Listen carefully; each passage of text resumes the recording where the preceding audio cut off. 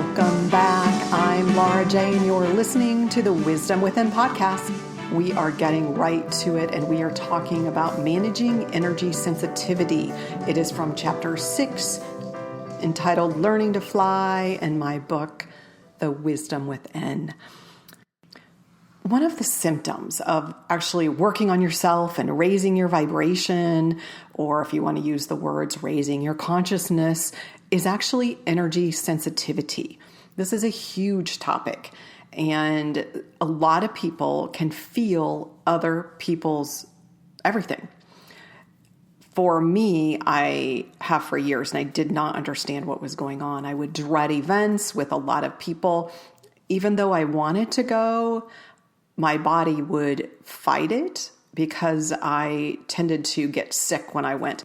Sometimes I would even come home from different events and parties and felt like what was an extra 10 pounds on my body. Other times I would just have to sleep it off for days. I really thought something was wrong with me. I thought I was cursed. It was interesting. People would tell me, what's wrong with you?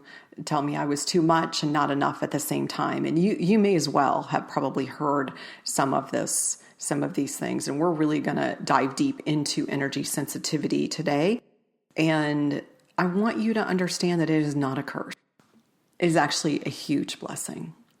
When my kiddos were little, of course, they're 28 and 30 now. When my boys were little, we took them to Disney World often. We lived in Indiana, and we would pack up the van and drive the minivan down. It usually was about 19 hours, depending on how many stops, down to Disney World. And we were all so excited to be there. And I as well, until I started being around a lot of people and going to the parks. I remember one day staying in line, and one of the numerous lines at Disney World, and I could just hear all of these people's thoughts around me. And I started to look around, and I'm like, what is going on? Why am I hearing other people's thoughts? And then within a couple of hours, I would be curled up in a ball, sitting on the curb at Disney World. My husband would have to take the kid and keep going on rides because I would just be so energetically overwhelmed. I did not really understand what was going on with me. It actually felt like something was wrong, and I didn't know what to do. And it took me years before I really understood.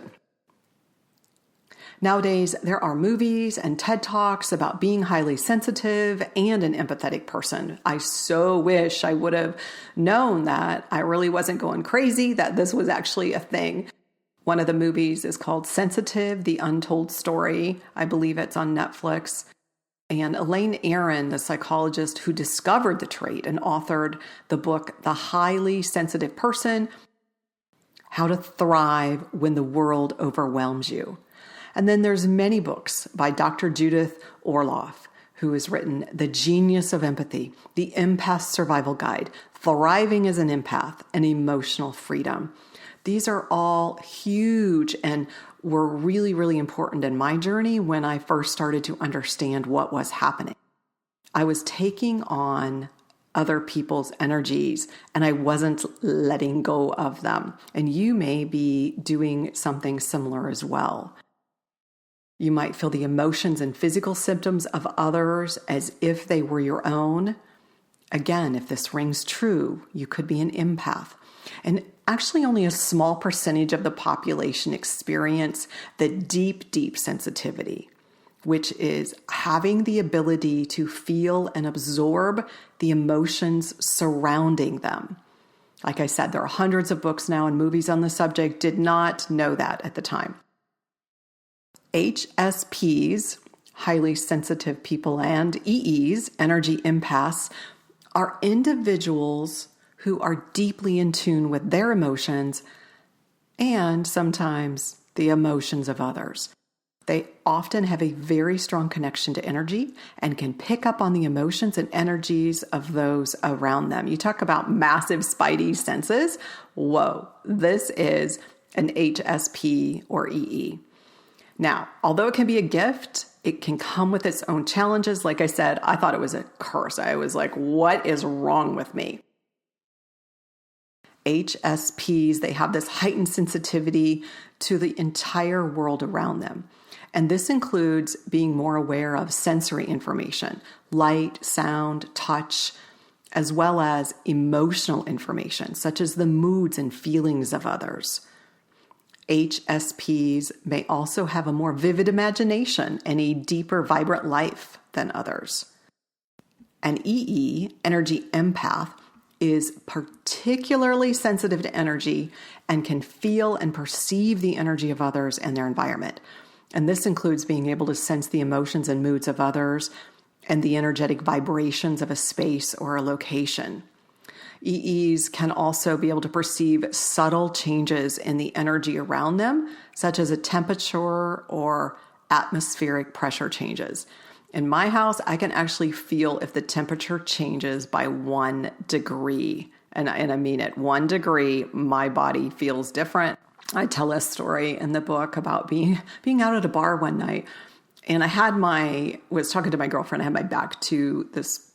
There was nobody behind me when I sat down, and then all of a sudden I had to have ice cream. Now, I am not one who has to have ice cream. I would love to be able to eat it every day. Not something I do very often, maybe a few times a year. So for me to all of a sudden have to have ice cream was very, very odd. And I turned around, and the woman sitting behind me at the bar was very obese. And the way my body reacted to her energy field sitting down was I felt her sugar imbalance. And that is what an energy sensitive can do and how fast it can happen. And you don't even have to know. You can have your eyes closed and you can feel the people around you as an energy sensitive. So being an empath, so a lot of people say, oh, I'm so empathic, or I want you to know that being an empath and being empathetic are two completely different things. Dr. Orloff explains that being empathetic is when your heart actually goes out to someone else. Being an empath means you can actually feel the other person's happiness or sadness in your own body. I can feel when a text comes through, how the other person is feeling by how my body reacts. I can feel the other person when I'm on a client call without even seeing them or them not even telling me. Often I say, what's going on in your heart right now? Or what's going on in your stomach area? Because if I'm bent over and my stomach is hurting when I'm talking to someone, I can tell that obviously this is, if I was fine before the call, I always ask, is this mine? Is this someone else's? And go from there. So another way to describe is that an empath is like an emotional sponge, and they absorb both the joys and the pains of the world around them. An empath doesn't simply understand somebody else's pain. They can sense it and feel the emotions of others as their own experience. And the problem with that is you think it's yours. And then you hold on to it. So here are some signs that you're an empath. You need a lot of time alone. You feel others' emotions as your own. You could be overwhelmed by crowds. You have a great desire to help others. You're very sensitive to smells or materials. You're probably a great listener. You might have to be alone to feel calm. You could also have a difficult time in romantic relationships or a hard time moving on from relationships. You notice little changes in people, little tiny subtle changes that others miss. And you can experience sympathetic nausea very quickly. For me, I can check box every single one of those. So what about you? Which ones of those can you check box that you're an empath? So since I began to understand what was actually happening to myself, I've gone through many different stages with it. I used to think it was a curse. Being sensitive was a curse. I hated how I was. I thought I had to say no, and hide in my house all the time. I've seen and understood how my own energy field works and saw that it was wide open. It literally looked like SpongeBob, where it had holes, all these porous holes, and I would walk into a room and just soak up everybody's everything. No wonder I felt like I was carrying home an extra 10 pounds when I would leave an event, and everyone else felt better, but I felt awful. And again, at the time, I didn't understand what was happening, and I certainly didn't know what my body was doing to tell it to stop doing it again. I've also tried closing myself off to everyone and everything, and what does that do? That just pushes people away. We're meant to be in a relationship. We are not meant to live on an island by ourselves, even though that's what an energy sensitive wants to do, right?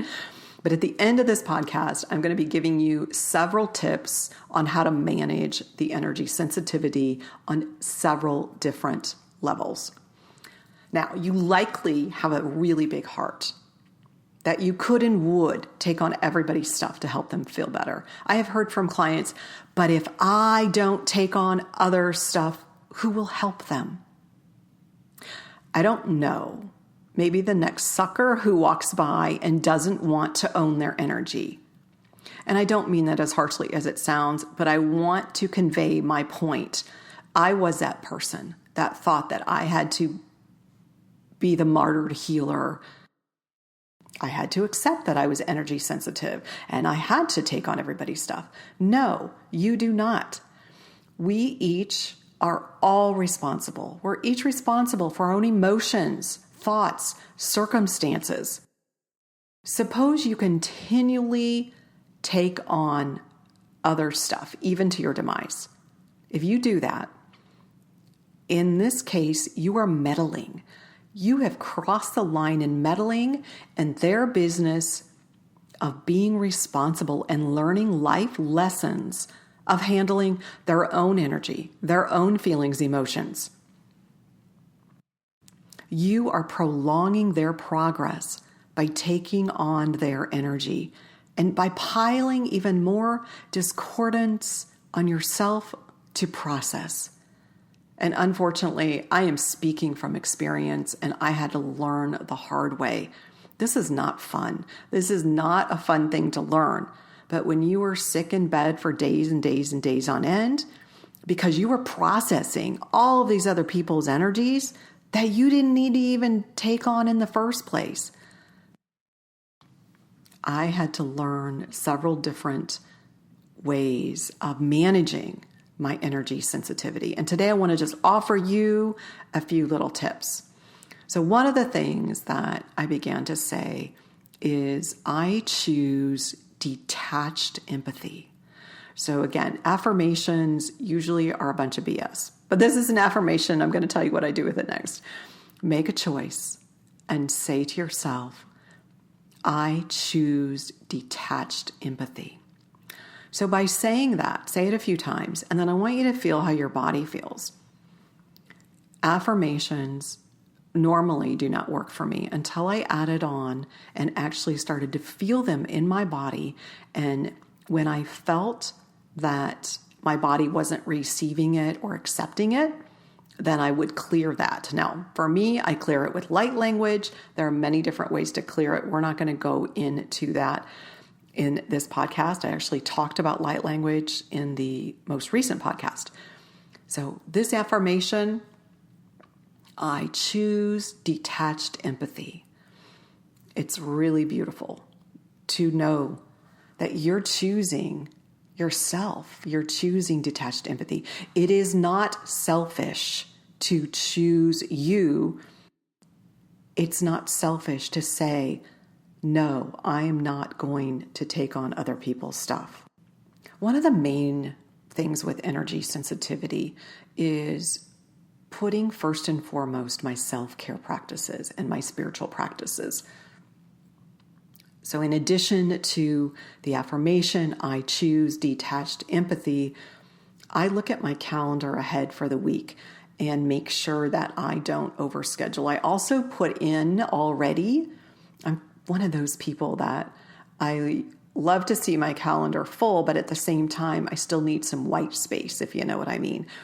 So I put in ahead of time. I already block out ahead of time for me.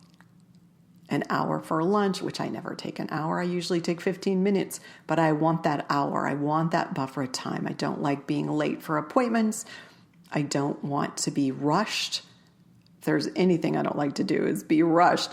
And those are the things that when I'm feeling off, if I'm already overwhelmed with my normal daily calendar, I can't show up to an event if I'm weak.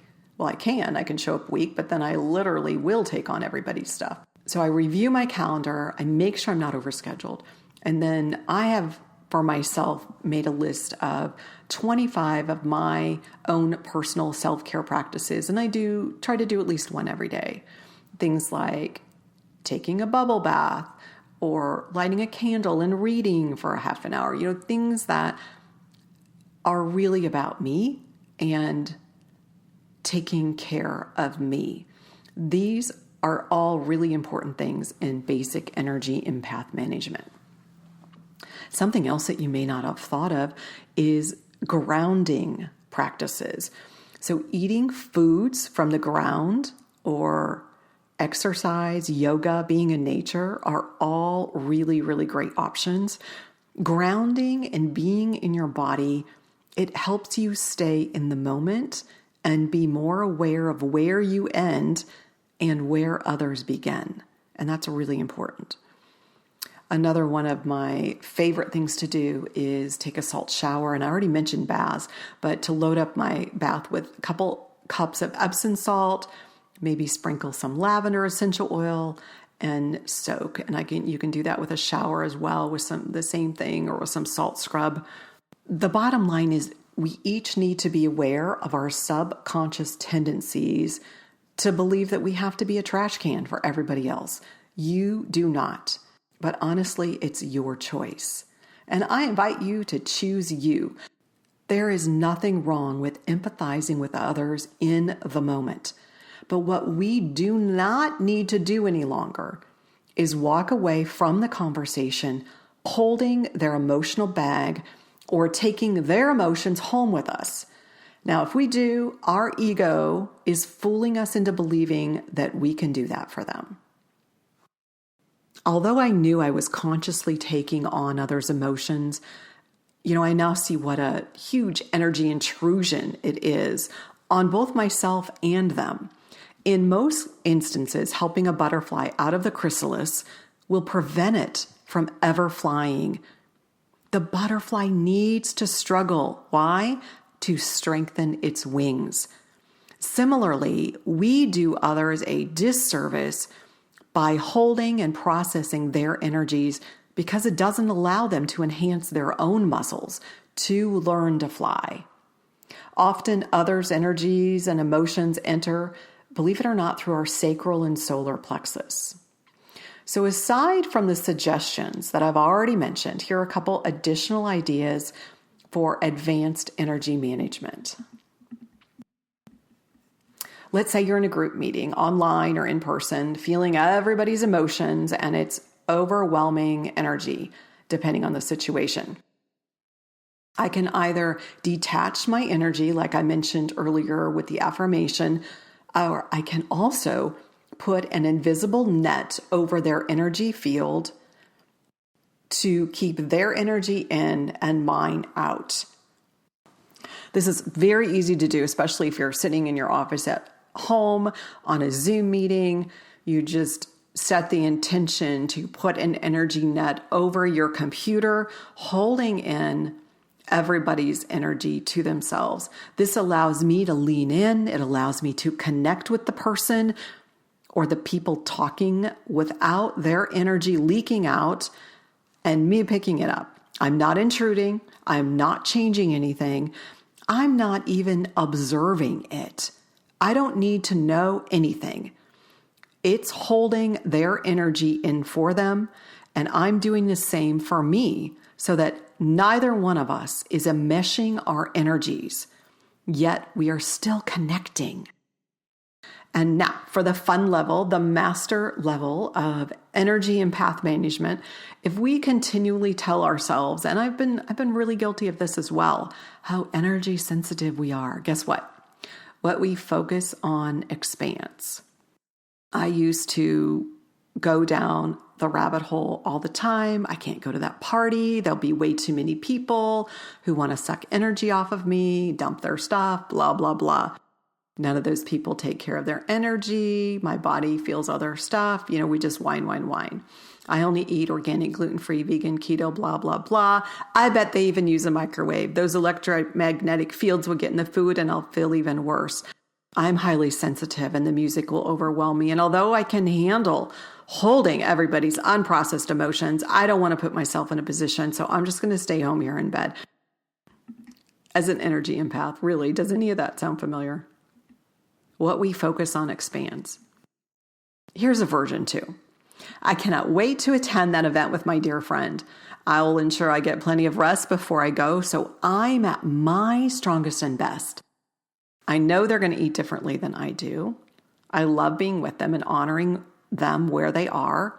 I don't have to do anything. I choose to stand in my power, my energy field. I am focused on being love and light. I can be in the world and not of it. I allow people to be who they are without my believing that they need to be or have something different or that I should change them. It's none of my business. No matter what food is served, I can bless it and change its vibration to align with my body. I have complete power over my body and its energy. Now, which one feels better? I have experimented with both, and trust me, the second one for sure feels better. For me, words are energy, words are spells. If we continue saying, I'm so sensitive, I'm an energy sponge, I feel everybody's everything, that's exactly what's going to happen. We all know what we focus on expands. And if we are focusing on taking on others' energies, that is what will happen. The energy of a victim, martyr, or sponge is weak or compromised and affirms you are willing at some level to accept a foreign body into your energy field. These are all things that we should be looking at if we are energy sensitive. And lastly, if you've tried some of these things and it still is not happening, and honestly, I did for years. I tried many of these things, and some of them would work for a while, and then it would be, they wouldn't. Then they wouldn't, and I would get very frustrated. But if you're still bothered by your own energy sensitivity, there is actually a way to reprogram it at the soul level. Now, you have to do that in the Akashic Records with a very experienced Akashic Record reader, like myself or others. So if you are unfamiliar with or would like assistance, please work with an experienced Akashic Record reader. Akashic is spelled Akashic, because if you have an inappropriate remembrance in this lifetime that's affecting your life, which is being energy sensitive, there are many, many other things that could be that your body is doing, that your soul is doing, that you don't want it to do in this life. All you have to do is acknowledge it with your body and say, we do not wish to have this remembrance affecting us in this lifetime. And that can be reprogrammed again at the Akashic level. Being highly sensitive or energy sensitive, it's not a curse. It is a huge gift and allows you to get to know yourself, to honor yourself, the being that you are. And it also beautifully allows you to honor others in a really, really healthy way. You may very well need more time for yourself. Take it. You may very well need to pray and meditate more than others. Do that too. You get to choose how you're going to show up in the world. I invite you to choose you and the strongest, highest version of you. Thank you for hanging out with me today, and I hope you enjoyed this episode. Have a fantastic week ahead, and may you always seek your wisdom within.